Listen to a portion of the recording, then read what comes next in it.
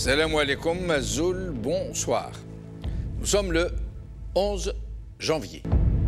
Nous commémorons aujourd'hui deux dates très importantes dans l'histoire de notre pays et dans la mémoire de notre identité matricielle.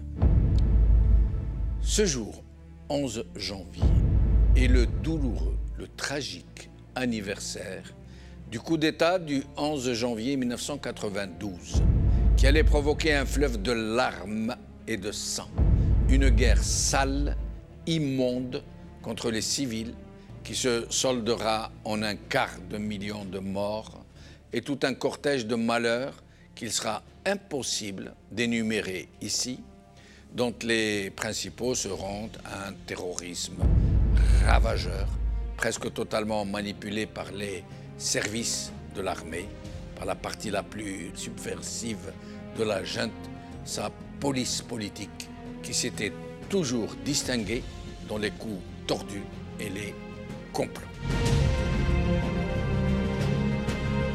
Le fils avait donc remporté haut la main les municipales de juin 1990.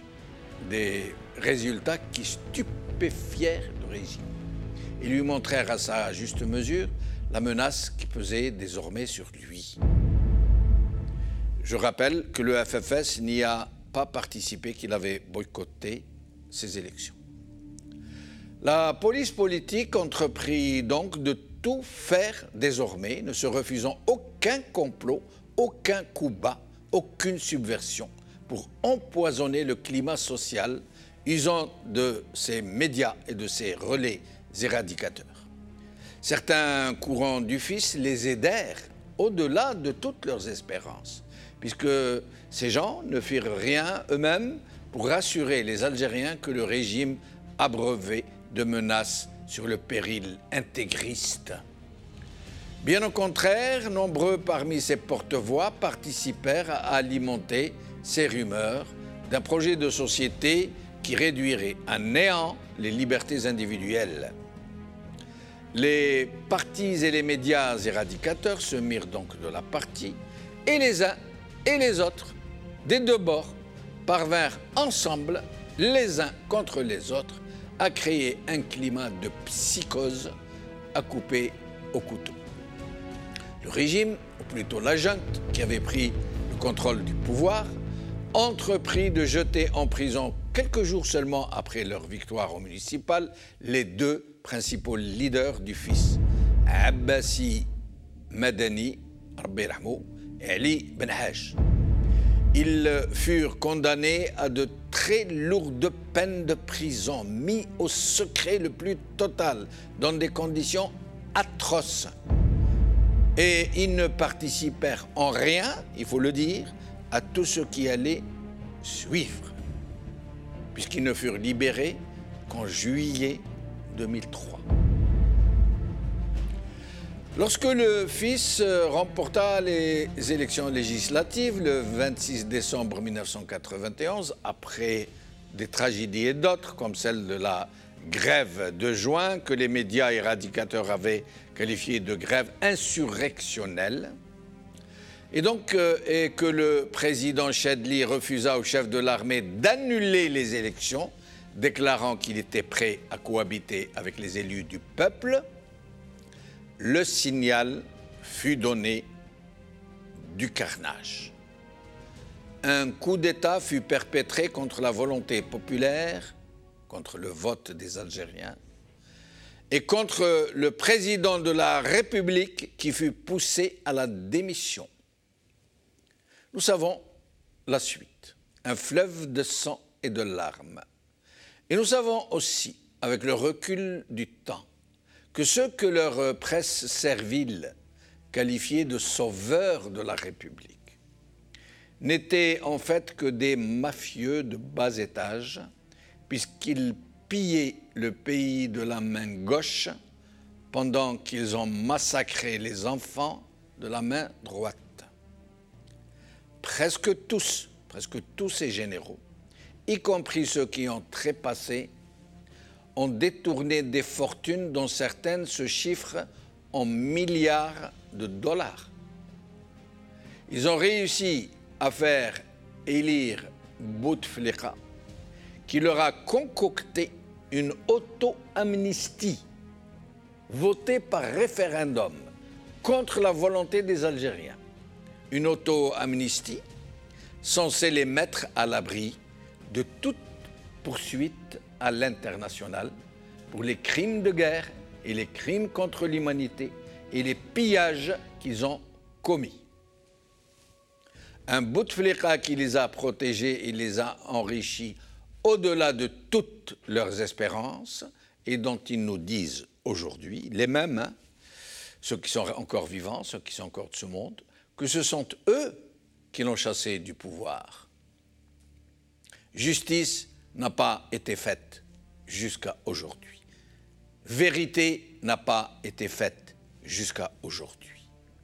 Les victimes ont été sommées de se taire et surtout de ne pas s'attaquer à l'honneur des agents honorables de l'État. C'est en ces propres termes que cela figure sur leur charte. Ces agents honorables de l'État qui ont assassiné les enfants de ce pays, qui les ont enlevés, qui les ont torturés, qui les ont exécutés sommairement, qui ont commis des carnages contre des populations entières, qui ont jeté en prison pour des décennies, des gens qui y sont encore à ce jour jugés par une justice encagoulée, une justice de la nuit, des gens qui ont été jugés alors qu'ils portaient les stigmates d'une atroce torture. Ce sont ces gens-là qui ont commis tout cela, qui se représentent encore une fois en sauveurs de la République contre tout un peuple qui se lève contre eux. Mais le 11 janvier est aussi, heureusement, la fête du renouveau et de la joie, Yennaïr, cette fête de tous les Maghrébins, parce qu'elle leur rappelle qu'ils ont une identité, une culture, une langue, et qu'ils peuvent être fiers de leur histoire, dans toute sa globalité, dans tous ses apports, dans toute sa fabuleuse diversité.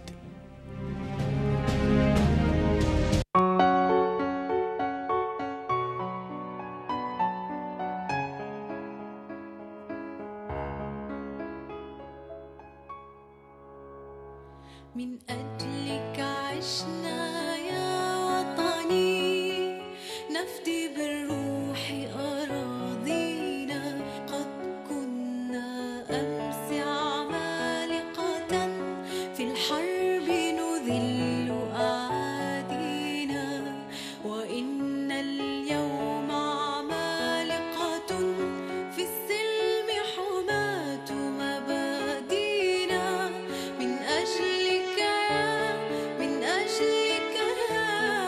يا وطني أبطالا كنا لا نرضى غير الأمجاد تحيينا نزهو بالماضي في ثقة والحاضر يعلو ماضينا فجرنا الثورة من أزل سجل يا دهر معالينا والنصر الأكبر كان لنا مجدا من صنع أيادينا من أجلك يا وطني جيش التحرير وجبهته كان ضوءين بداجينا قال في البدء كرامتنا والشعب Deux commémorations, un peuple. C'est le titre de notre émission d'aujourd'hui, puisque nous commémorant donc cet triste anniversaire du coup d'État. Moi, je ne dis pas interruption du processus électoral, un euphémisme qui cache la tragique réalité des choses. C'était un coup d'État contre le peuple, contre la volonté populaire, qu'on soit du fils ou non, qu'on soit islamiste ou non. Il n'en demeure pas moins que des militaires, une junte, a commis un coup d'État contre la volonté populaire.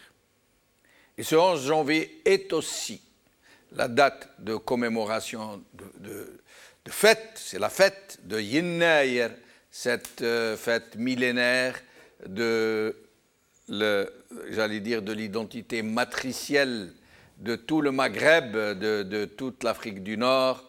Nous allons en parler aussi, essayer d'en savoir plus. Alors, avec nous pour en parler, Brahim Younsi, ancien cadre du MDA de 82 à 88.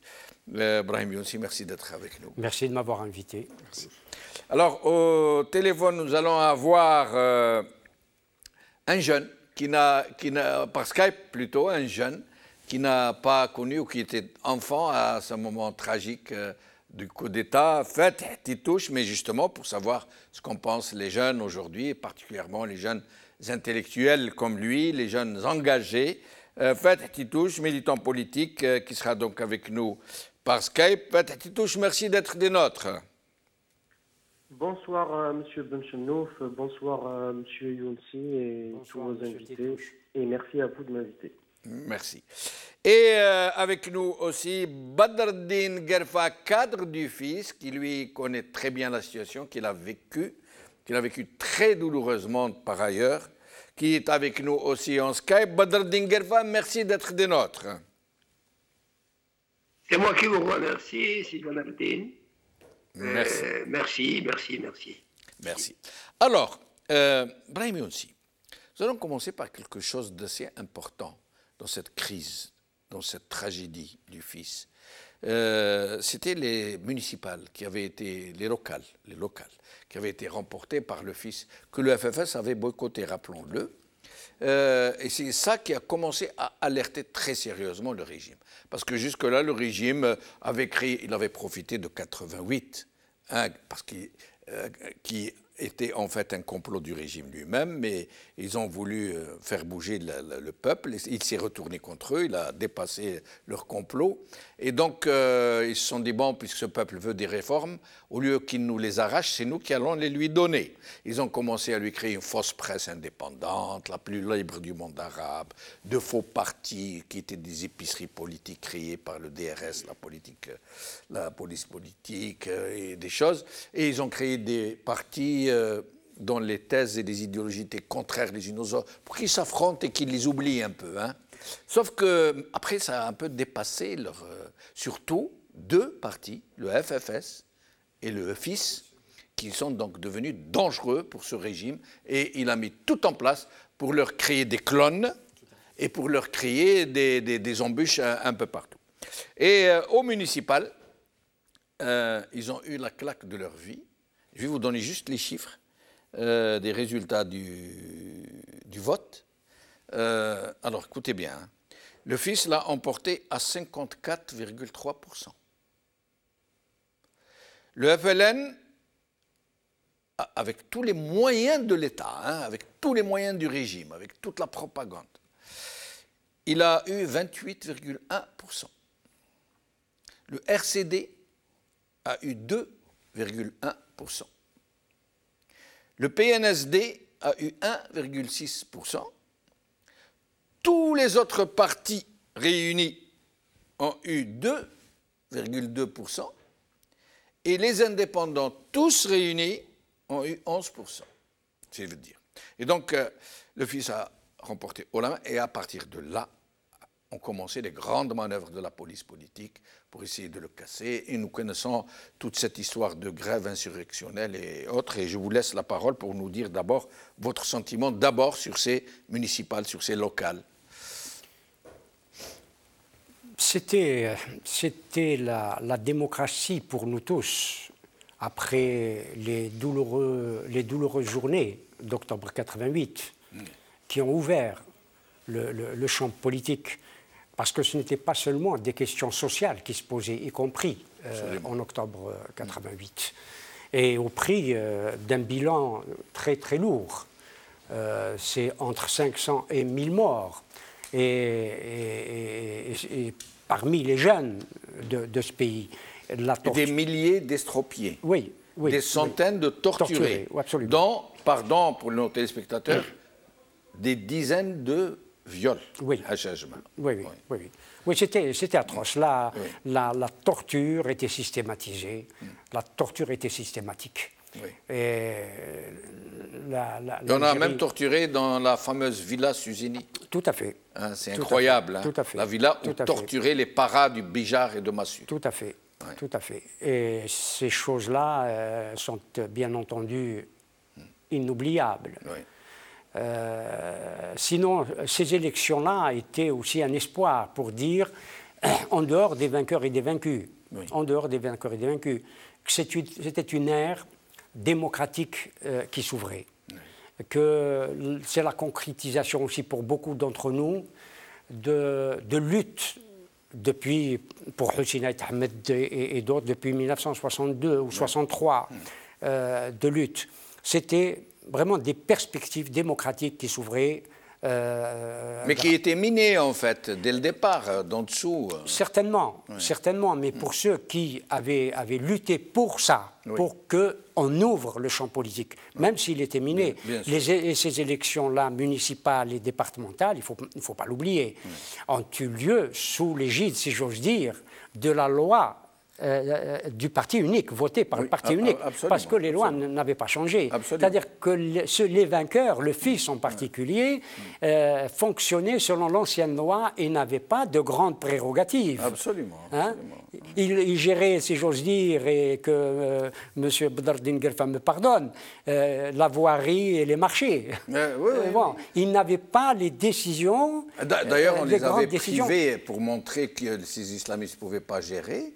Les APC ont été grévés d'une grosse partie de leur budget fonctionnement habituel. On a poussé leurs élus à pratiquer la corruption pour leur dire vous voyez, les islamistes aussi, c'est des corrompus.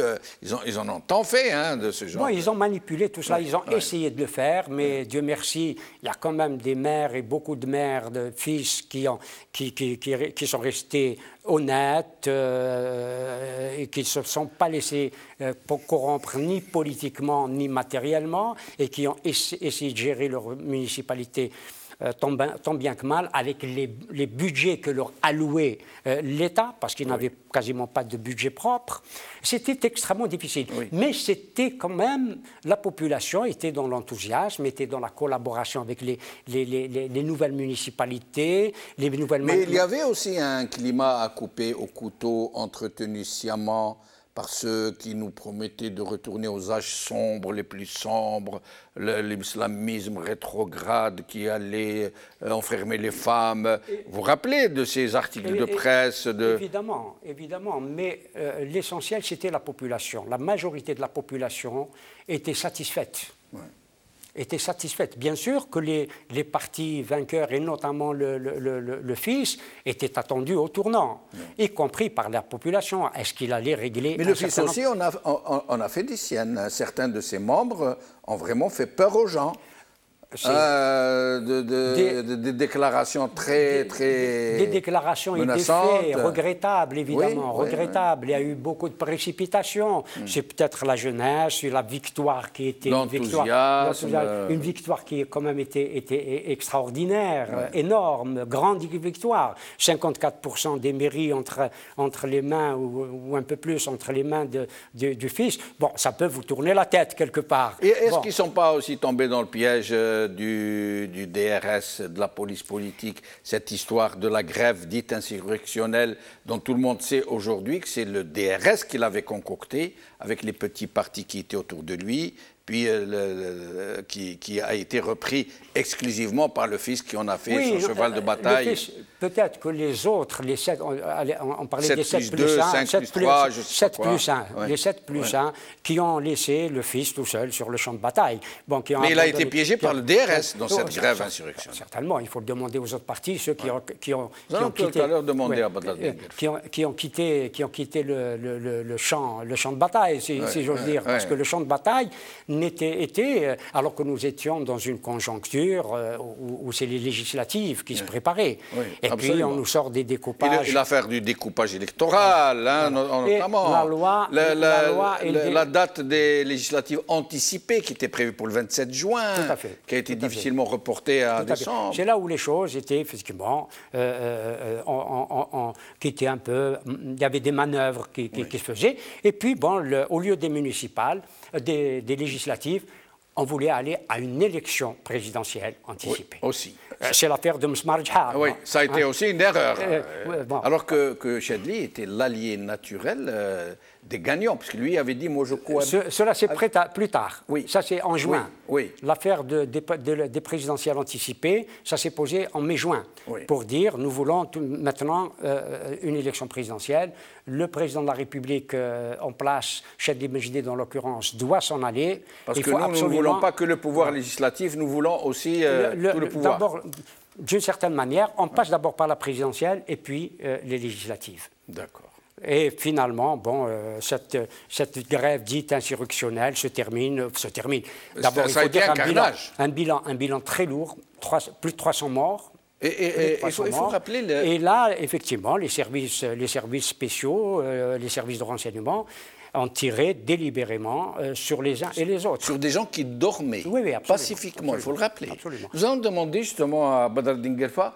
Badr Dinguerfa, justement, pour ceux qui... On reste d'abord sur les locales, les élections locales du 12 juin, où le fils a remporté 54%. Mais d'abord, à ce moment-là, quel était le climat, notamment l'attitude du régime qui a commencé là à manifester réellement la peur de pouvoir être chassé éventuellement par ces islamistes qui débarquent, qui sont adoubés un peu par tout le monde, y compris par des gens qui n'étaient pas islamistes, mais qui voulaient se servir du fils pour dégager ce régime honni par tout le monde. السلام عليكم تحية لكم ولضيوفكم ولكل الشعب الجزائري الثائر سلميا. D'abord, j'ai une pensée pour tous nos compatriotes. Ah, est-ce qu'on a perdu Badr Dinguerfa? Badr Dinguerfa? Oui. Alors, on vous a perdu un moment. Voilà, c'est bon, on vous voit et on vous entend. Donc j'ai une pensée. Ah, il y a un souci. Essayez d'avoir un téléphone à côté, Badr Dinguerfa, comme ça, pour que si on vous perd en Skype, on vous a au moins au téléphone. Allez-y. Voilà. Donc j'ai une pensée pour tous mes amis, tous ces compatriotes morts, ces 250 000 morts, ces disparus. الألم كل الناس المهجرين اللي تسبوا فيهم هاد les aventuriers généraux et le résultat il est là رانا عايشينه اليوم. ربي يرحم كل من مات ويرجع كل مختطف على الأقل نعرفوا إذا مات قبره وربي إن شاء الله يضمت هذا الجراح وتنتصر هذه الثورة باش نبنيو دولة اللي نحبوها بإذن الله. Badr Dinguerfa, pardon, juste rappeler quelques chiffres. J'aimerais que vous restiez avec moi en côté en lucarne sur l'écran. Badr Dinguerfa, je rappelle que le chiffre reconnu par le président Bouteflika lui-même, le chiffre des morts de cette décennie, a été de 200 000 morts.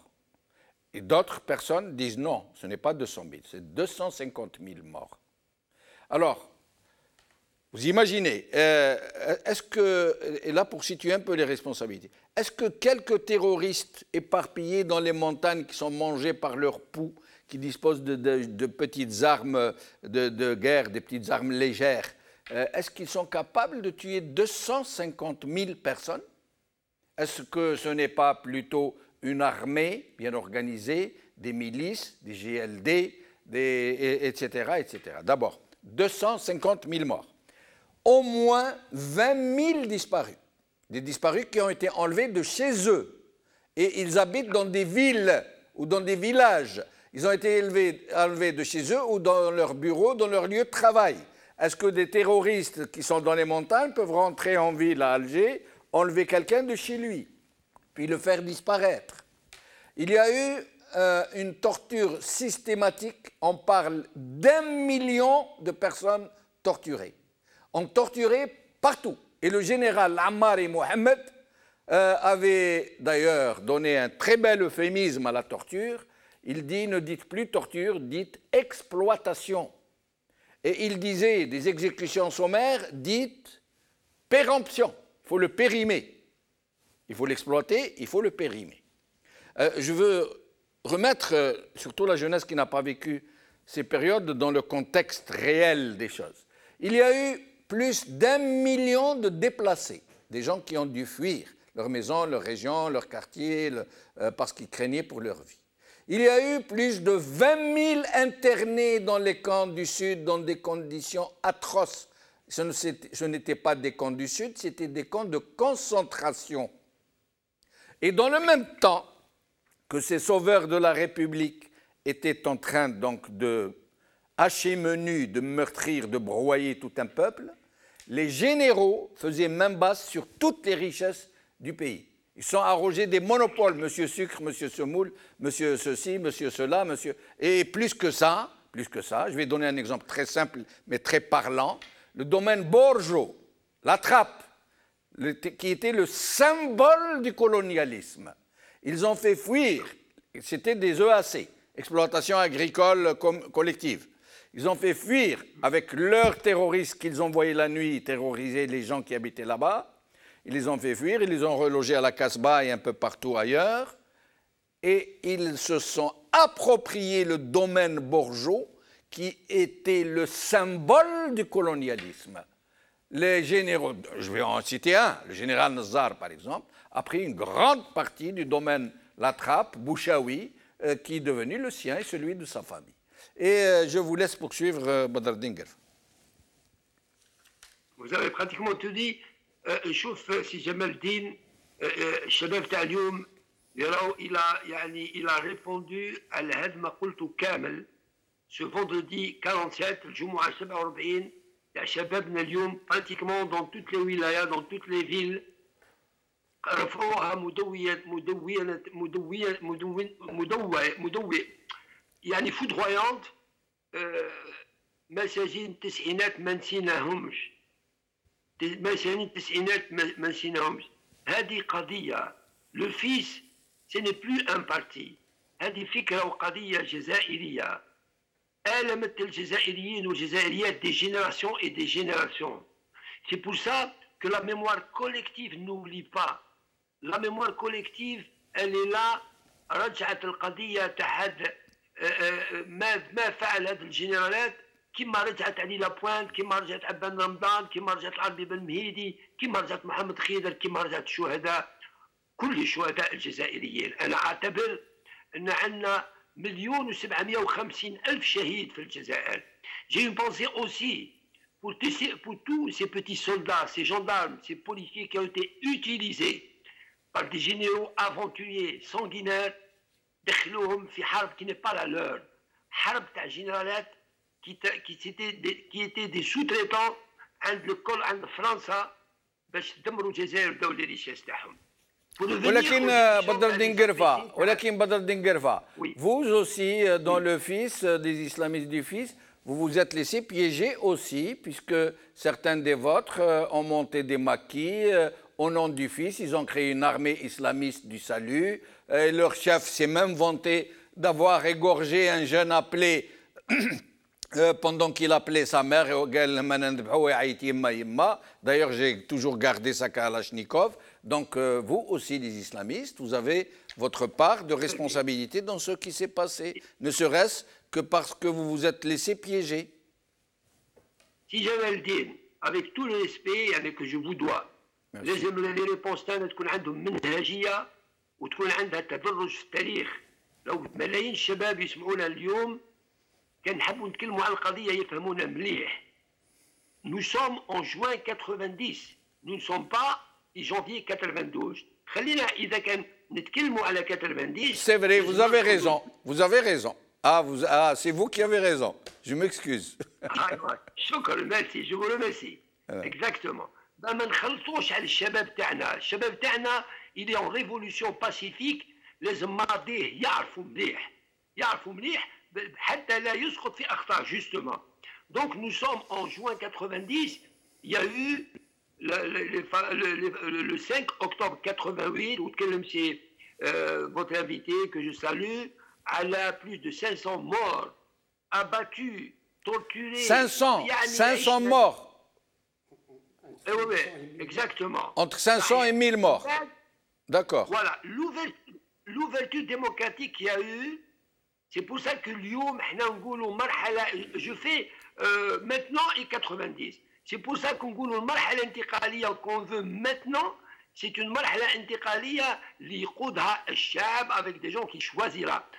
En 88, l'ouverture démocratique, mais c'était زعما مرحلة انتقالية mais قادها النظام سي جمال الدين. Il y a eu les élections de 82, et Chabada, il en avait marre de ce pouvoir comme maintenant. Il y a eu les chiffres que vous allez pratiquement toutes les grandes villes algériennes qui ont le fils. Permettez-moi de faire une petite remarque, si Jamal Din, oui. Quand vous avez parlé de corruption, je suis désolé, la plupart des maires, je dis la plupart, la quasi pratiquement totalité des maires du fils, malgré نحاولهم صلاحيات ونرجعوا كثير من الصلاحيات le chef de terre, mais avec la volonté اللي كانت موجودة, la volonté politique et l'adhésion de la population, الشعب كان ماشي. Je donne un seul exemple, le parc automobile, يعني les camions, les engins اللي كانوا موجودين في البلديات, on les رجعناهم يمشيوا par un truc très simple. خرجنا من la bureaucratie et les maires fiscs, qu'est-ce qu'ils faisaient? Maintenant, le maire de Annaba, il a besoin de 2-3 pièces puis un engin, il téléphone au maire de Rélisane, j'ai besoin de cette pièce, lui j'en ai, et vous avez cette pièce, et ça se passait comme ça, et le parc roulant كامل حطيناه. Donc, il y a eu les embûches, البلديات كي دخلنا, لازم الشعب يعرف, كي دخلنا للمعتقلات, pratiquement tous les élus du fils, كي دخلنا المعتقلات جات une directive من المينيستر الانتيريور, un des généraux sanguinaires اللي كان جنرال بالخير, يطلب من لي كوموندون تاع المعتقلات فيني دون لور دوسيي كاش ما تلقاو سرقات كوربسيون بارجون دروا كومان, اي با ما لقاو والو. انا جو ديفي كيكونك يلقى ان سول مير و ان سول ايلو تاع الفيس تات بور سرقه ou corruption ou la mauvaise gestion. Tous les élus du fils اللي دخلوا معتقلات c'était des affaires politiques.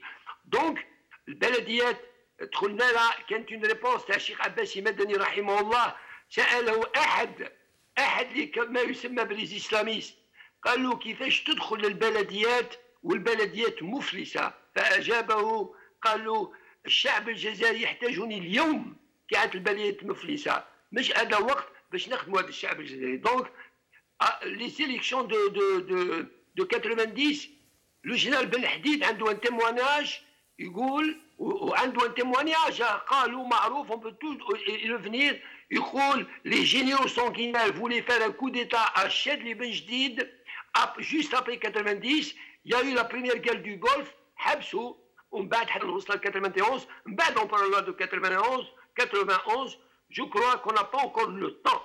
Nous sommes en révolution, mais les APC اللي كان فيهم الفيس, tous les Algériens لازم يعرفوا ان الفيس ما خدمش وحده, خدم. La vraie démocratie, c'était une démocratie حقيقية, كنا نخدموا مع des élus FLN, soit en minorité, soit en majorité. Badreddine Guerva, excusez-moi. Le travail était impeccable. Badreddine Guerva, au sujet de la grève de la fameuse grève de juin qui a coûté la vie à des centaines de personnes. Je rappelle que les grévistes dormaient tranquillement quand les forces armées ont donné l'assaut. Ils ont tiré sur des gens qui dormaient. Ils en ont tué combien, Badr Dinguerfa?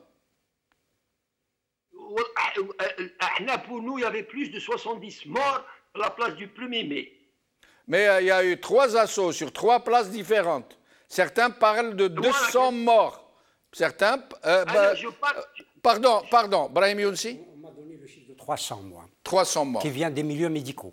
Des milieux médicaux, oui. 300 morts. Oui. Alors, cette histoire de grève insurrectionnelle, comme l'ont qualifié les médias éradicateurs et les gens qui étaient du côté du régime, est-ce que vous n'avez pas le sentiment aujourd'hui d'être tombé dans un piège tendu par la police politique qui voulait de cette grève, qui a commencé par utiliser les partis qui tournaient autour d'elle, puis qui a laissé la patate chaude au seul fils, qui l'ont poussé à faire cette grève pour créer ce climat insurrectionnel, ce climat à couper au couteau. Est-ce que vous n'avez pas l'impression aujourd'hui d'être tombé dans un piège?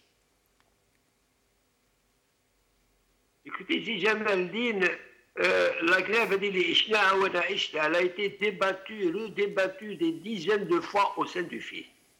الشعب الجزائري لازم يعرف اليوم أنا les 7+1 tout ça ou le complot etc. Moi je m'en contrefous. Je sais qu'au sein du FI on a débattu المشكلة تاع la grève. علاش؟ la grève اللي مش انسوريكسيونيل اللي سميناها اضراب السلمي الاسم الحقيقي اللي طلقناه هذا لان كانت لو ديكوباج الكتورال الوقت هذاك كانوا دي دايره سيتي با دي ولايات وين ربح الفيس مثلا سي اون دون ان اكزومبل مثلا ربح دائره القبه تاع الفيس مثلا فيها 100,000 الكتور يعطيوها ان ديبوتي دائره مثلا جو سي با ان اميناج تاع الاتلان فيها مثلا 20,000 يعطيها 2 ديبوتي هنا ان ديبوتي وهنا 2 ديبوتي يعني تزوير بصفه قانونيه دونك حنا بعثنا كتبنا ديلات للبرلمان اللي كان على راسه سي بالخادم وتكلمنا وعاودنا في اون غريف لا غريف مالوروزمون كومون كان سي تيرميني لي زاجيان دوف سافوار الشباب تاع اليوم لازم يعرف والنساء اللي راهم يسمعوني لازم يعرفوا انه كان لقاء بين رئيس عباسي وعلي بالحاج عباسي ربي يرحمه مع الجنرال اسماعيل مع الرئيس تاع الحكومه واتفقوا على ان الساحات تاع الحراش وتاع ساحه الشهداء وتاع البرومي مي تكون ساحات تاع اعتصامات ولي مانيفستاسيون يكونوا سلي طوردوار ولكن هذا هو المجرمين يتعاملون دائما هكذا. À 2h du matin, جاو les engins blindés. Ils ont tiré sur des jeunes راقدين في الخيم في الاعتصامات. ولهذا احنا اليوم ننصحوا الشباب ما تديروش الاعتصامات لأننا نعرفوهم هؤلاء. كانت الناس اونفات يا الجزائريين كيما تشوف اليوم هذا كسكسي وهذا رقاد وهذا وقتلوا الناس. Le fils a pris ses responsabilités. Il a arrêté la grève ومن بعد حبسوا les élections تاع le 27 juin. Les élections du 27 juin qui étaient prévues pour des élections législatives anticipées que le président Chadli a renvoyées donc au 26 décembre 1991. Enfin, il a renvoyé بعدين طيحوا الحكومة تاع لي ريفورماتور وهذا الشيء كانت لعبه سي حمروش مشى وجابوا غزالي ولي دو جون دي بور بارلي بعد حطوا يد العرقيش عباس on vous entend pas très bien, on vous entend pas très bien, Badr Dinguerfa. Je reviens à vous dans un moment. On va essayer de régler le problème, peut-être en rajoutant un téléphone avec votre image. Fatih Titouche, alors Fatih Titouche, vous êtes jeune. À quel âge vous aviez au moment des événements, au moment du coup d'État? 7 ans à peu près. Ah, très bien. Alors, comment voyez-vous, vous, jeunes, aujourd'hui, ces événements, ces tragiques événements. Je vais vous donner un exemple. Aujourd'hui, dans les réseaux sociaux surtout, dans les médias, on distille l'idée que Abbasi Madani, Rabbi Rahmou, et Ali Belhaj ont été les principaux auteurs de tout ce qui s'est passé, de ces carnages, alors que peu de gens savent qu'ils ont été mis en prison avant même les élections et législatives, mais pas seulement d'une semaine, de 6 mois avant. Ils ont été emprisonnés juste après les élections municipales et ils ne sont sortis qu'en 2003. Aujourd'hui, vous, jeunes qui êtes progressistes, qui êtes républicains, peut-être même laïcs, comment voyez-vous ces événements, vous qui ne les avez pas vécus? Peut-être que moi, en étant jeune et en n'ayant pas vécu ces événements, mais ayant pleinement vécu les conséquences, j'ai peut-être beaucoup plus de recul que l'ex ou le cadre du fils c'est Badreddine.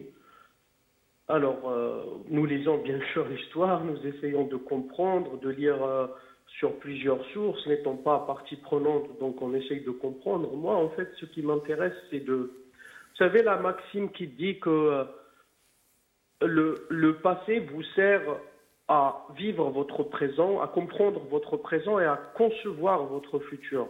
Il ne faut, de mon point de vue, il ne faut pas être prisonnier de ce passé, il faut le comprendre. Et pour le comprendre, il faudra peut-être que aussi du côté du fils, qu'on essaye de situer les responsabilités. La responsabilité du pouvoir, elle y est, personne ne peut la nier. Ils étaient au pouvoir, il leur incombe complètement la responsabilité de la dérive qu'il y a eu, des 200 000 morts et de tout ce qui s'est produit, et de cette décision d'arrêter un processus électoral finalement et de se positionner encore une fois comme tuteur et de ne pas respecter la voix populaire.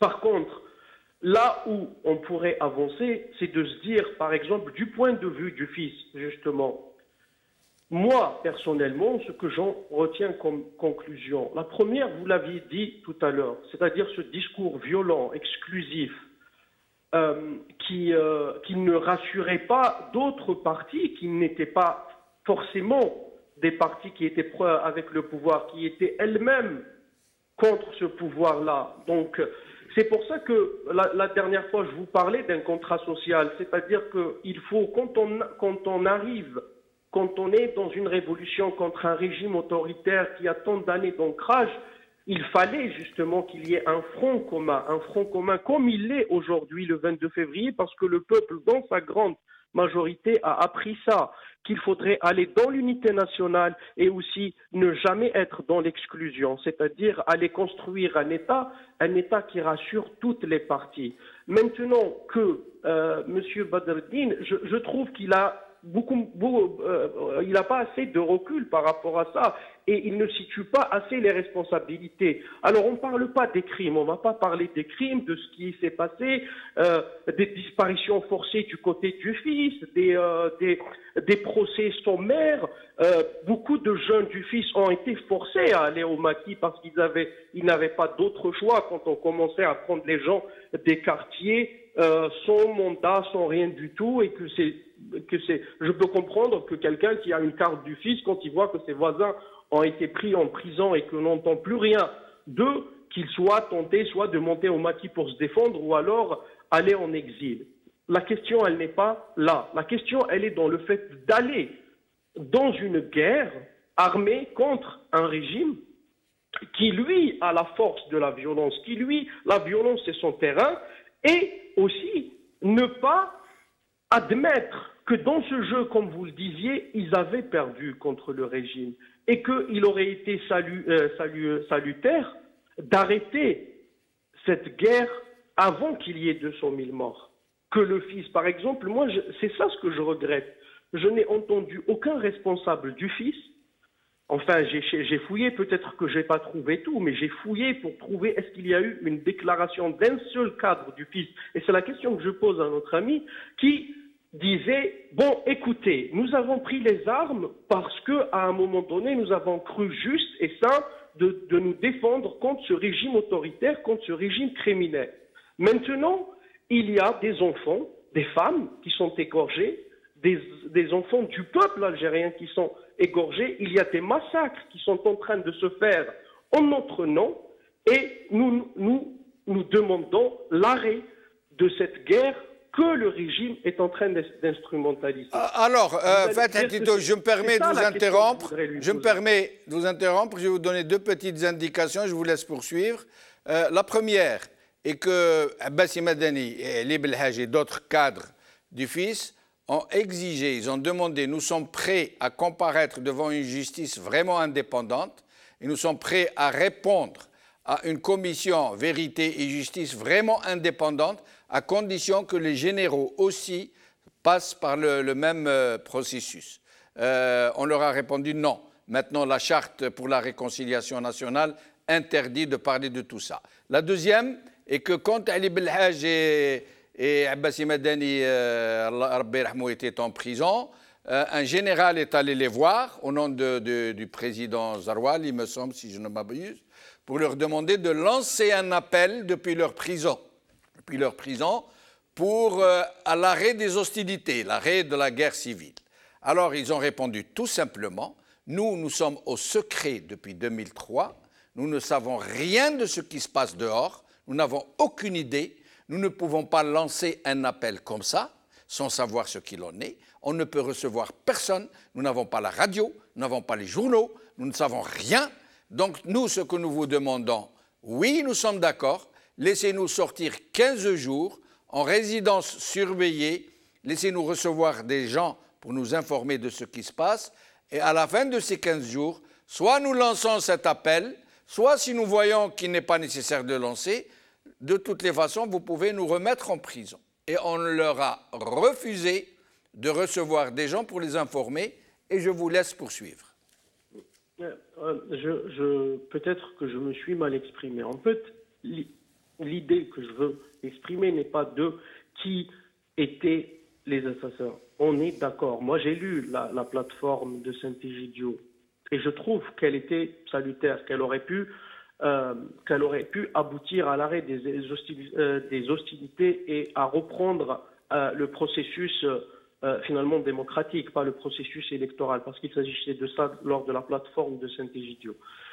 Ma question est de situer la responsabilité. Je parle de la responsabilité politique. Et je ne parle pas que des leaders de Abbassi Madani ou de Ali Belhaj. Je parle des leaders du FIS qui étaient en exil, de beaucoup d'autres leaders du FIS qui avaient la possibilité de communiquer. Je parle de ça. Et aujourd'hui, maintenant, on ne va pas refaire l'histoire. Aujourd'hui, moi, ça me rassurerait encore plus. Il y a beaucoup de choses qui me rassurent, je vous l'avoue, dans la bouche des leaders du FIS d'aujourd'hui. Nous ne parlons plus d'un État finalement islamique où on considérait que la démocratie est impie, où on ne reconnaîtrait pas l'adversaire, où nous considérons que nulle loi au-dessus de la loi du Coran n'est acceptée, etc. Tout ce discours-là violent et exclusif a disparu. Tout le monde aujourd'hui parle d'un État démocratique, des libertés individuelles et collectives, et nous devons nous féliciter d'atterrir finalement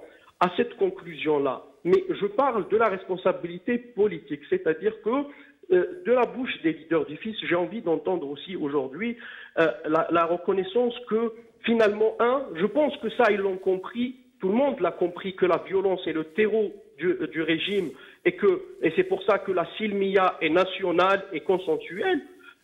Aussi que tout le monde parle de l'unité nationale et d'un front unitaire contre ce régime parce qu'il n'y a pas d'autre solution, alors qu'à l'époque, que ce soit du côté du FIS ou du côté aussi des partis qui sont alliés aux généraux, on pensait chacun vaincre ou de son côté sans s'allier avec les autres. L'autre est allé s'allier avec des généraux et le FIS avait cru qu'une lutte armée qui, je le répète, a été imposée quelque part, cette lutte armée. Mais voilà, nous avons appris en tant que peuple la leçon. C'est pour ça qu'aujourd'hui qu'on est pacifique. Mais voilà, situer les responsabilités politiques aujourd'hui, c'est important. Parce que ne pas considérer... Aujourd'hui, je vous donne un exemple. Là, on est en 2020. On est des acteurs carrément de ce qui se passe. Est-ce que si, personnellement, moi, j'aurais été en Algérie, que j'étais audible, est-ce que j'appellerais à une action dans laquelle il pourrait y avoir un risque sur des vies humaines? Auquel cas, il faudrait que je prenne mes responsabilités, que je dise que... je vous donne un exemple. Aït Ahmed, Allah yarhamou, avait pris les armes contre le régime. Aït Ahmed, dans une déclaration, dit non seulement qu'il regrette, mais il trouvait que c'était vraiment une erreur politique fatale. Et depuis ce jour-là, Aït Ahmed n'a cessé de parler de lutte pacifique. Parce restez qu'il avait avec compris nous. que sur ce terrain-là, il avait perdu. Restez avec nous, Tito, je reviens à vous dans un petit moment. Et je rappelle, avant de vous donner la parole, Brahim Younsi, déclaration de Hussein Aït Ahmed au lendemain du coup d'État. Nous avons un coup d'État, Hussein Aït Ahmed, Rabbi yarhamou. Nous avons un coup d'État, et nous allons voir la vidéo. Nous avons un coup d'État, sinon dans la forme, mais bel et bien dans les faits. 12 décembre 1992. On ne fera pas croire, on ne fera croire à personne que stopper un processus électoral chèrement acquis est une avancée de la démocratie. Brahim Younsi, vous vouliez réagir à ce que disait Fatah Titouche? Oui, c'est pour lui dire qu'il n'a pas tout lu, certainement. D'accord, dites-moi. Qu'il y a des livres d'officiers. Moi, je trouve que ce qu'il a dit est très sensé. Je n'ai pas dit qu'il très n'était pas censé. responsable. Oui, non, oui. non, je n'ai pas dit cela. Oui, je n'ai pas dit cela. Oui, oui, parce qu'il a dit, je n'ai peut-être pas tout lu. Oui, ah, oui, il l'a dit en effet. En bon. effet. Ouais. Il y a des livres d'officiers. Oui. Il y a beaucoup de textes d'officiers qui sortent. Oui. Moi, j'en ai lu des manuscrits. Surtout Samraoui. Oui, Samraoui, Habib Souaidia, il y en a d'autres. Il y en a d'autres.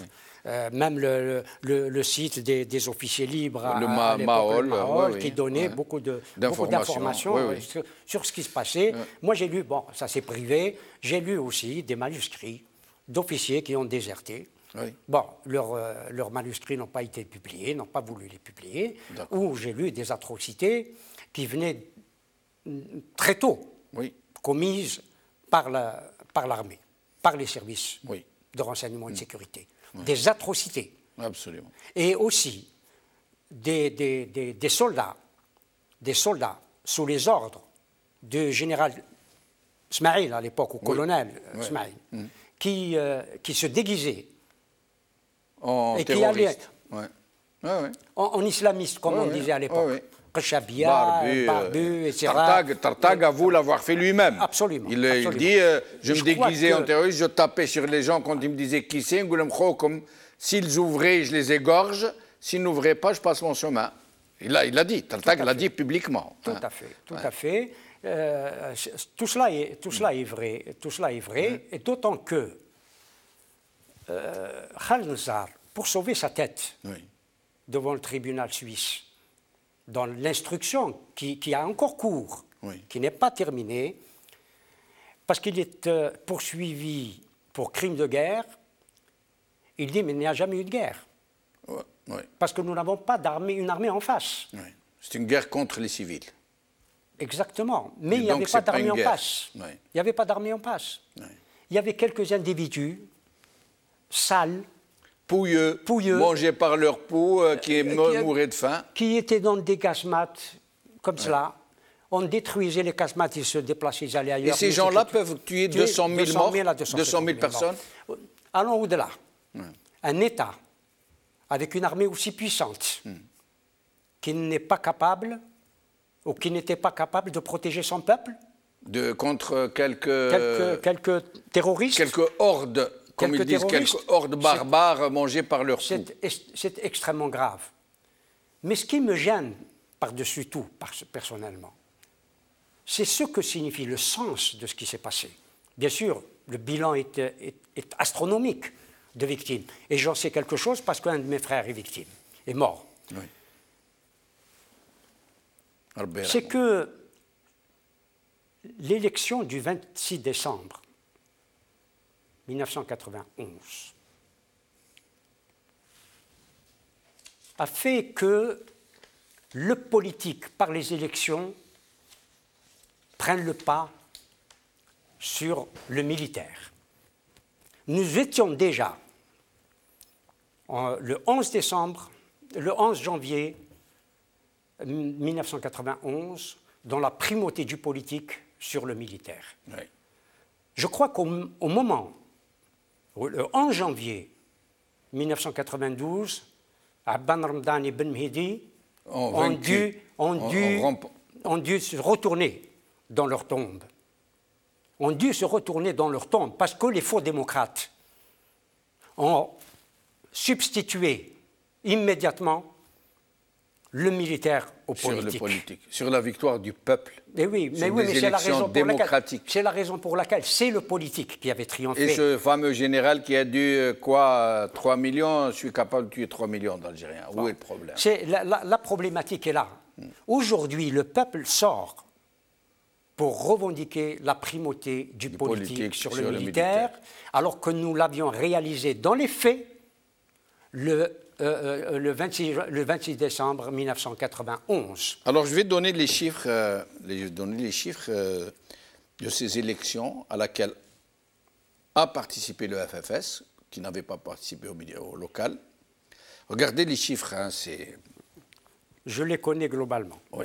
Alors, le fils, d'après vous, le taux? Il avait près de 48%, 47,27%, oui. presque 50%. Oui, 47,27%. Oui, 48%. Le FLN? De 24 quelque chose. 23,39%. Oui, le FFS? 7,4%. 7,4%. Le MSI, le Hamas, quoi, 5,35%. Le RCD, 2,9%. Oui.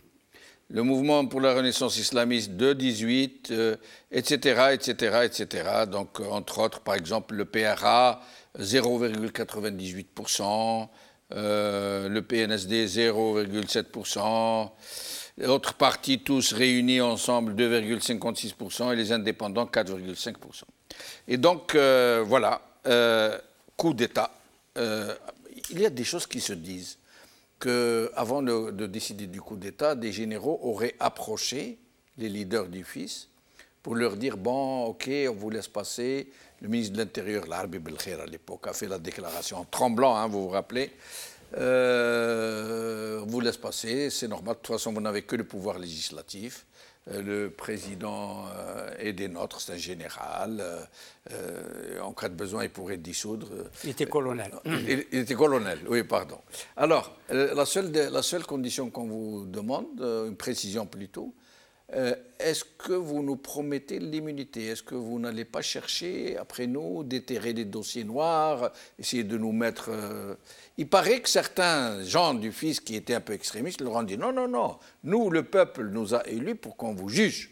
Et c'est ce qui aurait déclenché, en quelque sorte, cette réaction. Je ne connais pas cette histoire. C'est une information qui circule. Oui, je ne connais pas cette histoire. Et alors, comment s'est passée cette décision de vouloir interrompre, comme ils disent, eux, le processus électoral? Dans les faits, on ne sait pas véritablement ce qui certains disent que la France... Est-ce qu'il y avait un noyau qui a pris la décision? Certainement. Et l'attitude de François Mitterrand dont on parle?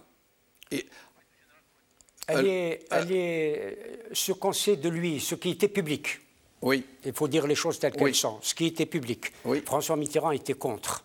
Il a fait une déclaration sur le plan public. Non, mais il y a un, je ne me rappelle plus qui c'est, Marchiani, qui a assisté à une discussion où il a dit il n'est pas question de les laisser passer. C'est Marchiani et la déclaration existe. À quel titre il était présent lors d'une discussion. Il n'était pas de son bord, mais il était présent au moment où il aurait dit il n'est pas question que le fils passe. Je ne veux pas qu'il passe. Je dis ce qui était public. Oui. Oui. Ce qui était public, François Mitterrand avait dit qu'il fallait que le processus électoral se poursuive, aille jusqu'à son terme. Oui. C'est clair. C'est l'officiel. C'est clair. Maintenant, dans le dessous. Voilà, dans les couloirs ou dans les réunions de cabinet, j'ai lu comme vous ce que Marchiani a fait, mais affirmé avec force. Mais je ne connais toujours pas pourquoi il était là, à quel titre il était là. Nous allons écouter Général Touati et je reviens à vous, Brahim Yossi. En réalité, c'était un problème de conscience extrêmement délicat. Nous étions un certain nombre d'officiers, nous étions un certain nombre de personnalités civiles, nous étions un certain nombre de forces qui, après le succès du fils au premier tour, nous ne voulions pas, absolument pas voir l'Algérie sombrer dans un régime théocratique.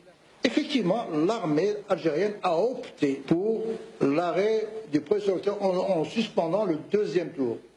Mais il faut bien reconnaître que ceci, ça a été ce qu'on appelle le Haut Conseil de sécurité qui l'a prononcé, où il y avait bien sûr le ministre de la Défense, le chef d'état-major, le ministre des Affaires étrangères, le chef du gouvernement et d'autres personnalités qui ont décidé de l'arrêt du processus électoral.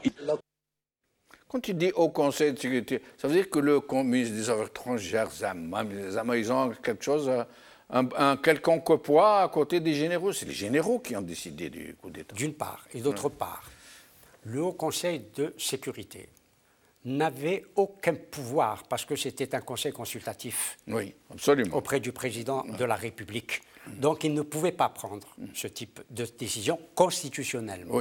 Il ne pouvait pas prendre ce type de décision. Ce que dit le général Touati est totalement faux. C'est une décision qui a été prise par le haut commandement, L'Ammari, Touati, Toufiq et tous ceux que nous connaissons, Belkher, etc.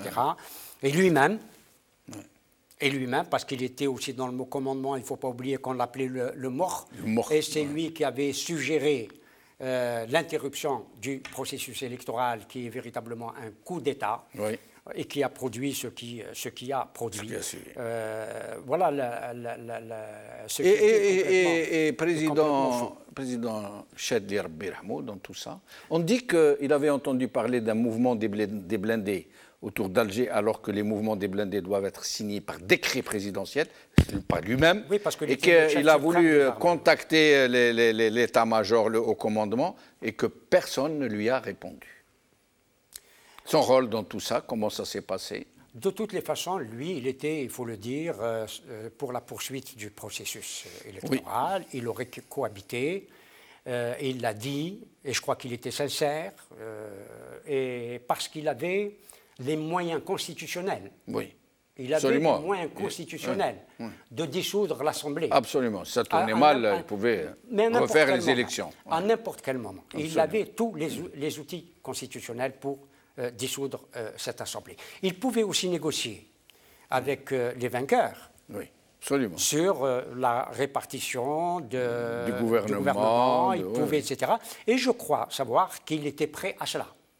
Et c'est la raison pour laquelle, parce que le président de la République de l'époque est allé à la cohabitation, qu'on a précipité le coup d'État. Ce que disait Ibrahim aussi, je crois. Oui, ça, il y a eu une répartition que Hachani aurait dit à Ibrahim qu'il n'acceptait que quelques postes, qu'il n'allait pas demander des postes de souveraineté. Et qu'il acceptait trois Marocains, 3 sièges, 3 ministères.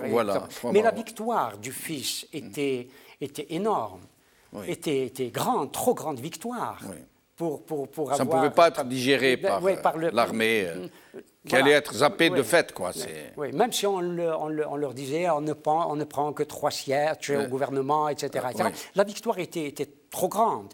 Et le deuxième tour allait encore l'amplifier d'une centaine de sièges. Absolument. Et donc, ça devenait inacceptable. Et d'ailleurs, le fils avait même commencé à penser à des présidentielles anticipées. Et les raisons, si vous avez entendu le général Touati, qui est le diable, le Satan dans cette affaire. Avec Belkher. Avec Belkher, mais c'est surtout lui. Il n'a pas invoqué des raisons politiques. Il a invoqué des raisons idéologiques. Nous ne voulions pas de théocratie. Théocratique. Nous ne voulions pas d'un régime théocratique. Mais ils ne pouvaient pas invoquer des raisons politiques. Parce qu'il n'y en avait pas. Parce qu'il n'y en avait pas et puis ils n'auraient convaincu personne. Ça veut dire... Par contre, agiter l'épouvantail, faire peur dans les chaumières... Cette histoire du 26 décembre, etc., ça me rappelle le livre de Victor Hugo, L'histoire d'un crime, le coup d'État du 2 décembre 1851, de Louis-Napoléon Bonaparte. C'est l'histoire d'un crime. Oui. Et un crime commis contre un peuple. Absolument. Badr el-Din Guerfa, je reviens à vous. J'espère que la communication est meilleure. Oui, je suis avec vous.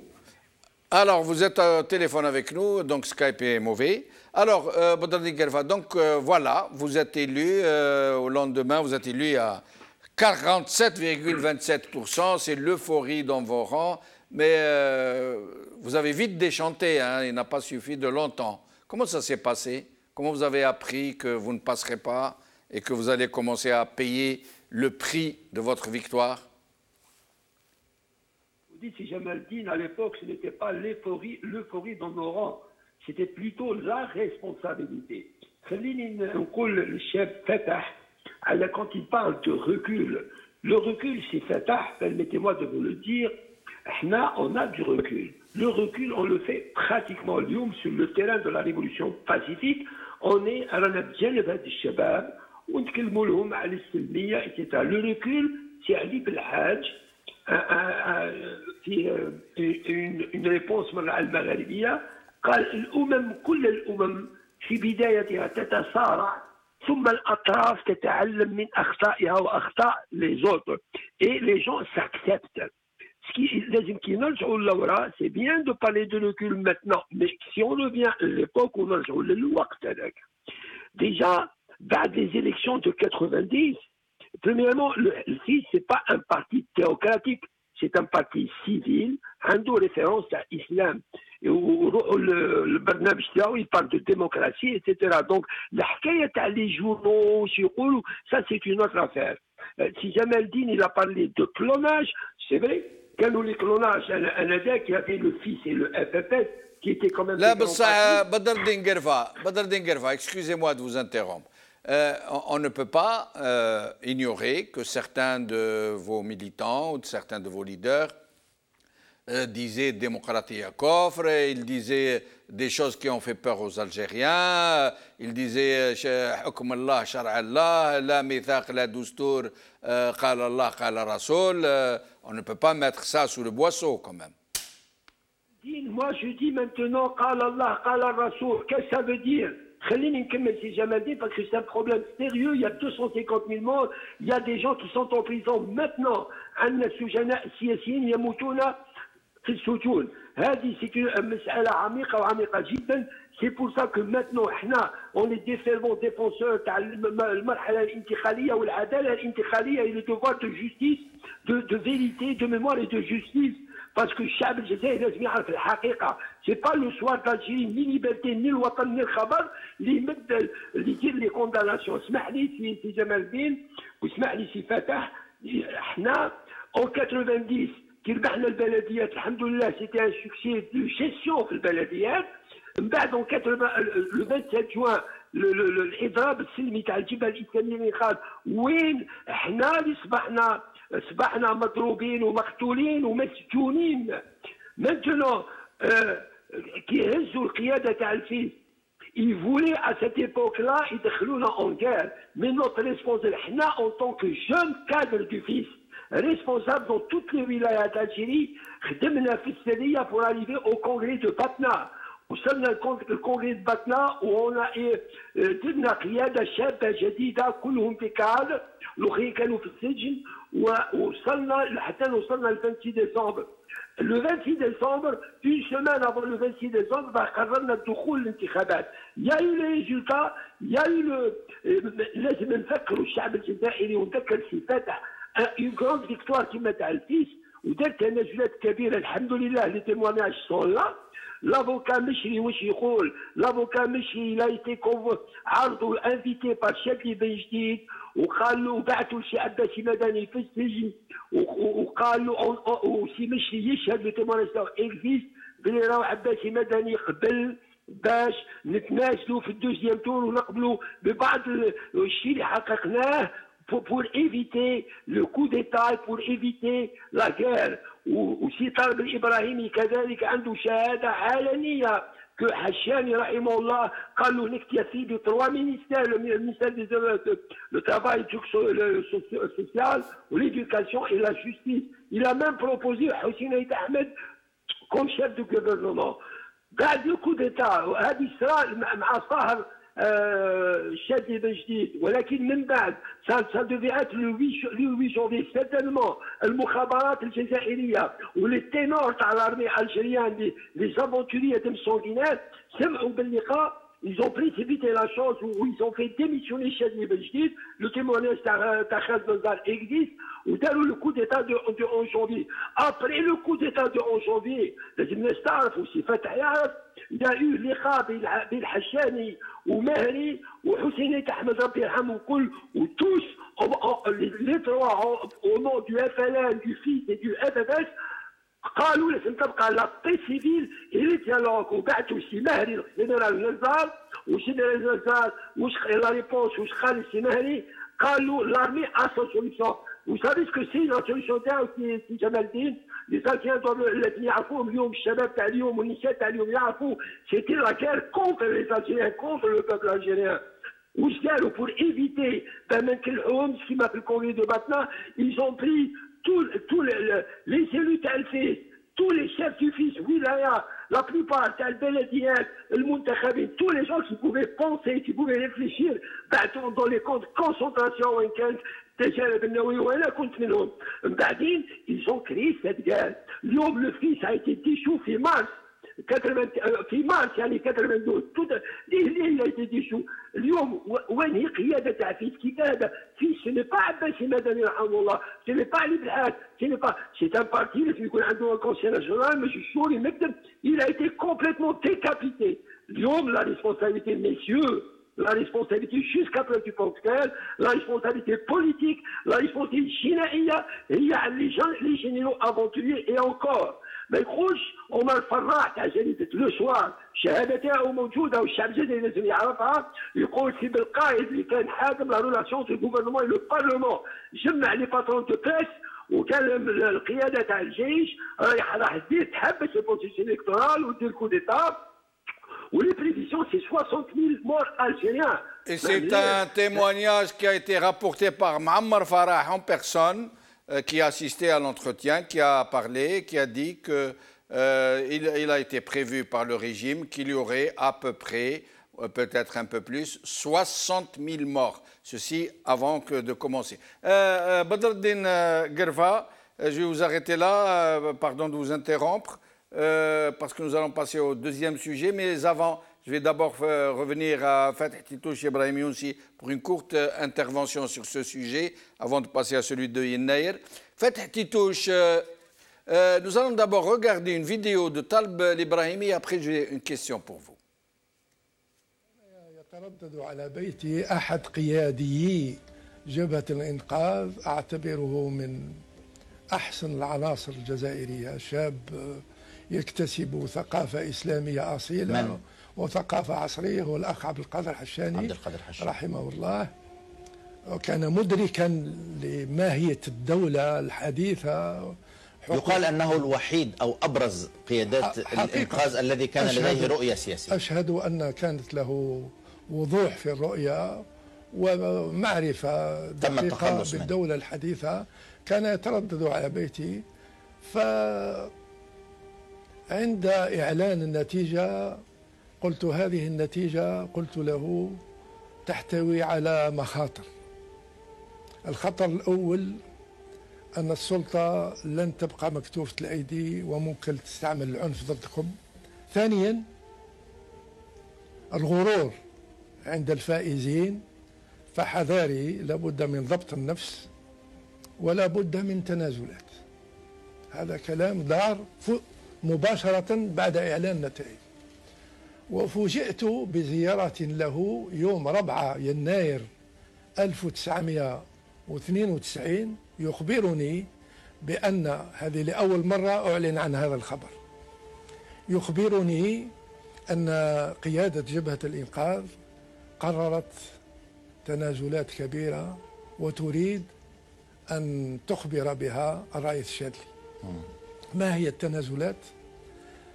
الاكتفاء ب 187 مقعد، وإعطاء الأوامر للمناضلين أن يصوتوا على مرشحي جبهة التحرير في الدور الثاني حتى يقع توازن في البرلمان بين الجبهتين. نعم. التنازل الثاني أنهم يتنازلوا على رئاسة الحكومة لأنهم هم الحزب الأول للأخ حسين آيت أحمد زعيم حزب القوة جبهة القوة الاشتراكية. والتنازل الثالث أنهم يكتفوا ب3 مناصب وزارية: التربية والعدالة والشؤون الاجتماعية. ماذا كان رد فعل فقررت في ذلك الحين. Fatih Titouche, la question que je voulais vous poser, est-ce qu'il y a encore une possibilité d'une dynamique, d'une initiative vérité et justice pour qu'on puisse enfin savoir ce qui s'est réellement passé et puis pourquoi pas peut-être se réconcilier vraiment sur une base réelle, sincère? Je pense que ce genre d'initiative ne peut pas avoir lieu, en tout cas dans l'état actuel. Pour arriver à ce genre d'initiative, nous devons d'abord nous réconcilier, nous devons d'abord avoir une justice indépendante dans laquelle nous faisons confiance. Nous devons avoir un état de droit démocratique. Nous devons signer un contrat social avec toutes les forces politiques. D'abord, il faudra redéfinir la cartographie politique avec des élections libres et transparentes qui nous donneraient un aperçu des forces réellement présentes dans la société. À partir de là, oui, le travail de l'histoire, que des historiens, que la justice fasse le travail pour qu'on puisse rediscuter de cette tragédie, non pas pour trouver les coupables ou les responsables, mais pour essayer d'apprendre davantage de cette expérience. Mais comme je le disais tout à l'heure, il y avait déjà beaucoup d'enseignements que nous devons, des conclusions que nous devons tirer, comme par exemple tout à l'heure, quand on parlait des municipalités que le fils avait gagnées, ça devait lui... En fait, ces municipalités devaient suffire pour organiser la résistance contre ce régime. Accepter en fait ou être entraîné dans la violence qu'il y a eu. Et je voudrais préciser quelque chose, hein. Évidemment, sur le plateau, je crois qu'on est 3 à être contre ce régime.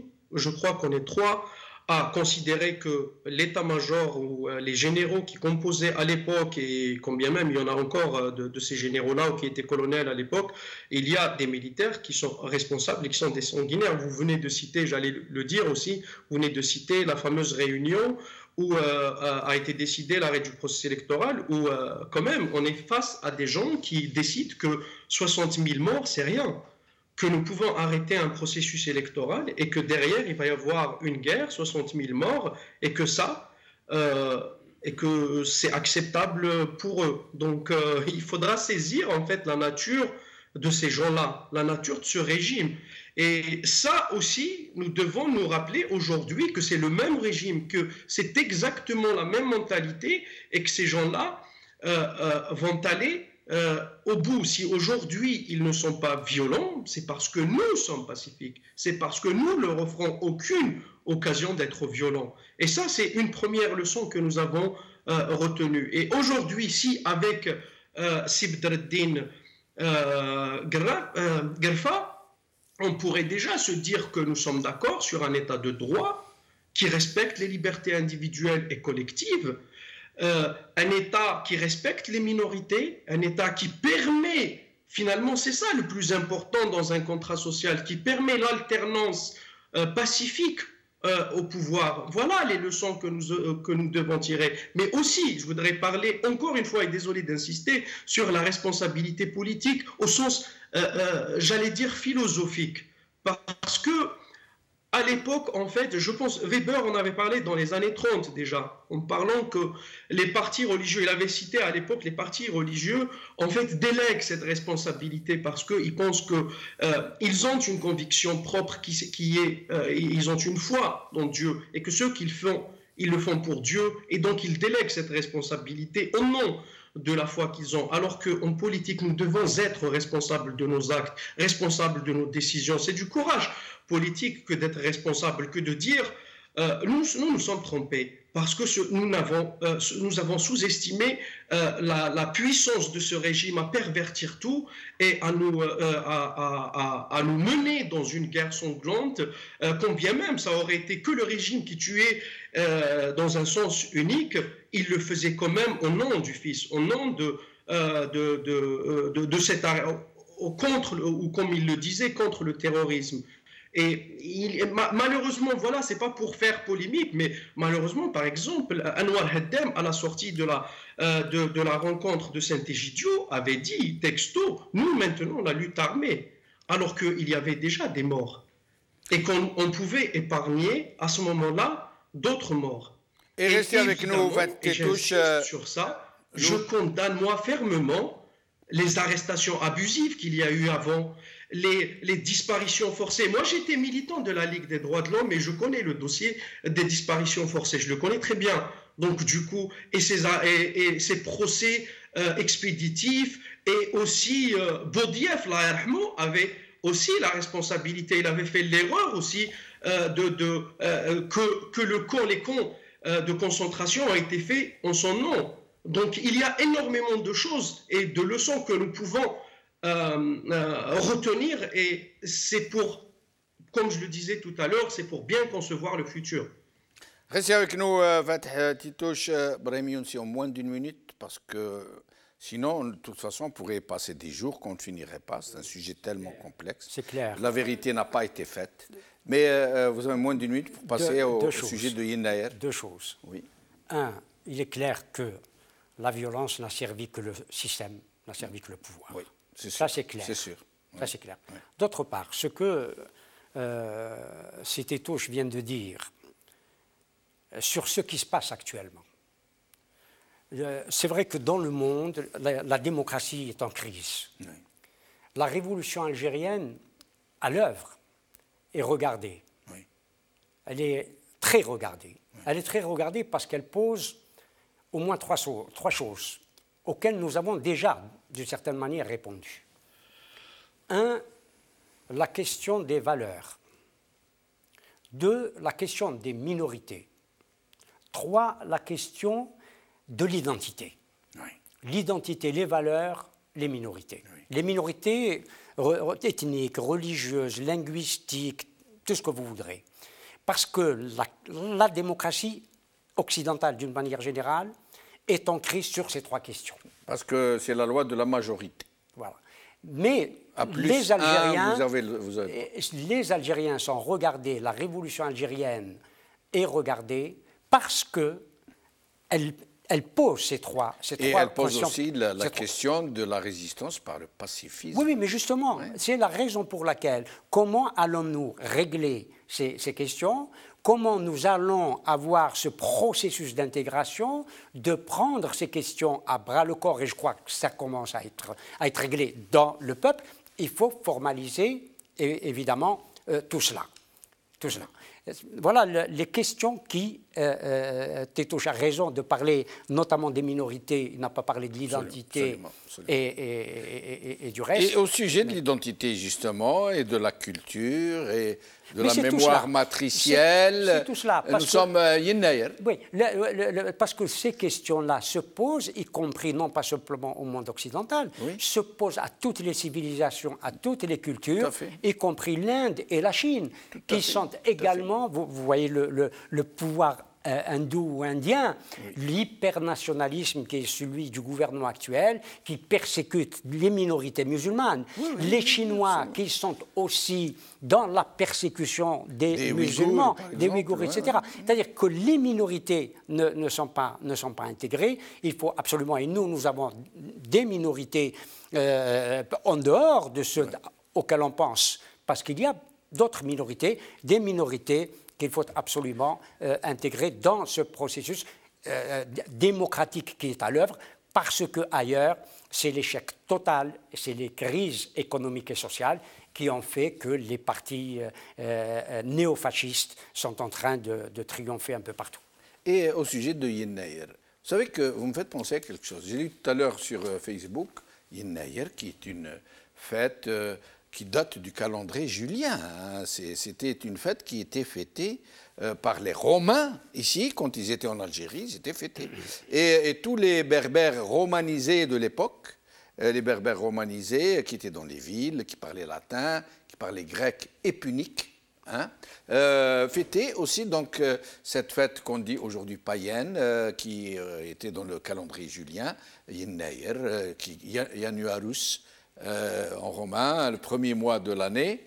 Et donc, quand les Romains ont été chassés par les Vandales, que les Vandales sont arrivés, qu'ils ont pris possession du pays, les Berbères, qui étaient romanisés, qui pratiquaient ce rite ou cette fête, ont continué en quelque sorte par une sorte de résistance aux Vandales qui avaient leur propre... de fêter cette fête agraire, hein, du calendrier julien, avant que n'arrive le calendrier grégorien. Oui. Et donc, c'est resté dans les mœurs. Oui. Et moi, par exemple, personnellement, la première fois où j'ai vu Yennayer, moi qui suis des Aurès de Batna, où on ne connaissait pas Yennayer dans les années 70, personnellement, du moins dans mon entourage, j'ai rencontré Yennayer à Sidi Bel Abbas. D'ailleurs, j'ai dit, mais qu'est-ce que c'est que cette fête que je ne connais pas? Et on m'a expliqué un peu. Et aujourd'hui, Yennayer, pour certains, c'est une fête païenne. Est-ce que, Brahim Younsi, est-ce que ce n'est pas l'occasion en or pour tous les Algériens de se retrouver autour des mêmes fêtes, des mêmes joies, des mêmes retrouvailles? Pourquoi ne pas nous accepter les uns les autres dans nos diversités, dans nos perceptions des choses? Je ne vais pas me faire théologien, je ne le suis pas du tout. Oui. Mais il y a du paganisme dans l'islam. Oui, absolument. Il y a du paganisme dans l'islam. Qui est resté après l'islam. Mais dans l'islam, oui, il y a du paganisme. Dans l'islam, c'est pas qui est resté seulement, il est dans l'islam, il y a du paganisme. Qui a subsisté. Oui, il y a du paganisme. D'autre part, la fête de Yennayer a toujours existé. Elle a toujours été fêtée. Nous la fêtions, nous, à Alger. Oui. Nous fêtions, nous. Oui, mais pas les Algérois seulement. Parce que c'est les habitudes algéroises, etc. Mais c'était Yennayer. On sortait les fruits, les légumes secs. Absolument. On faisait un plat à la base de poulet. C'était exactement cela. C'était exactement cela. Nous le fêtions. Convivial. Nous les fêtions. Ma mère le fêtait. Ma mère a toujours porté des robes kabyles à Alger. Elle portait toujours des robes kabyles. Et nous fêtions Yennayer. C'est clair que ce que je voulais dire aussi, c'est dans l'islam aussi, il y a le sacré, il y a le profane. Oui, absolument. Il y a le sacré, il y a le profane. Nous sommes dans le profane. Mais pour nous, est-ce que ce n'est pas en ces temps troubles où on essaie de nous monter les uns contre les autres, de désigner les berbérophones comme étant quasiment l'ennemi, surtout nos compatriotes de Kabylie. Est-ce que ce n'est pas le moment, justement, d'embrasser ce genre de fête pour en faire une communion, pour en faire une joie, pour en faire des retrouvailles entre nous? Mais cette vie commune a existé. A existé. Quand on était avec ceux qui n'étaient pas ou qui ne se sentaient pas, parce que aussi l'appartenance, c'est un sentiment que l'on a. C'est un sentiment, l'appartenance. On peut être kabyle, on peut se sentir arabe, on peut se sentir autre chose. Parce que c'est une affaire de sentiment. C'est une affaire de sentiment, ce n'est pas simplement une affaire de racines. Une affaire de... C'est du sentiment. On peut se sentir berbère, même quand on n'est pas berbérophone. Absolument. Hélas. Et l'inverse est vrai. On peut être berbérophone et accepter l'arabité comme étant partie inhérente de notre culture, puisqu'elle fait partie de notre langue, de notre façon Nous avions des voisins de tous les espaces algériens, notamment des Biskris, des Oranais, etc. Nous fêtions ensemble toutes les fêtes. Badreddine Guerfa, sur Yennayer, comment le percevez-vous, vous qui êtes tellement ouvert, tellement tolérant, tellement aimant et aimable surtout? Ma mère, qui est née en 1910, je me souviens qu'elle était à Yennayer, on ne savait pas ce que c'est, mais elle préparait des choses comme Yennayer. Donc, pas un problème. Je voudrais dire une chose, Makagan, ce que disait c'est aussi les questions de sentiments. Je ne sens pas que il y a des minorités, il y a des majorités. Ce sont le système il n'y a pas de minorité berbère ou la majorité Gda ou la minorité arabe. Ce sont des Algériens, une civilisation, mais on se sent quand je suis maintenant à Mishta, chez Bourni ou là quand je suis à Alice ou là quand je suis à Tébessa ou quand je suis à Naba, il n'y a pas de... je me sens moi-même avec mes frères des Algériens, donc il n'y a pas ce problème. Le problème identitaire pour moi, c'est Fabio Côté, il n'existe pas. Il n'existe pas. Quand on parle de minorité, là où je suis d'accord avec ce fait, je parle de minorité politique et idéologique. مليح يكون امباكت داير هذا كان في الكوميونيكي تاع البيس الدرني تاع افون لي ديريكسيون امباكت باش la majorité تحترم les minorités politiques parce que nous sommes dans des élections et ben voir tellement des partis idéologiques des partis idéologiques. Et merci. Merci. Allah Ghalb, je suis obligé de vous interrompre parce qu'on a débordé. Fatih Titouche, pour finir sur Yennayer, qu'est-ce que vous pourriez nous dire? Je pourrais déjà vous dire pour tout le monde, de vous souhaiter justement une bonne fête. Et puis moi, ce que je peux dire, c'est que nous n'avons pas un problème d'identité en Algérie, j'insiste, nous avons un problème de liberté. Si nous consacrons la liberté comme principe, je peux vous promettre, vous savez, vous venez de parler de beaucoup de choses sur notre peuple, et tout ça, en fait, ne se construit pas par des experts ou par une constitution qui est écrite par des experts. C'est un débat entre nous. Nous devons discuter de toutes ces questions-là et de trouver le chemin pour un contrat entre nous tous, pour qu'on puisse vivre, pour qu'on puisse s'exprimer librement, pour que chacun puisse promouvoir sa culture et qu'on retrouve finalement dans la diversité, dans la pluralité, une culture algérienne avec des valeurs communes que nous partageons tous. Voilà ce que je peux vous dire sur la question de l'identité. Merci, Fatih. Un dernier mot, Brahim? La culture, c'est l'identité. Absolument, absolument. En tout cas, Asgasa Mgaz à tous nos compatriotes, qu'ils soient berbérophones ou non, يناير إن شاء الله هذا يكون الفرصة لنا كل باش نحبوا بعضنا ونوقفوا مع كيف قال لي حسين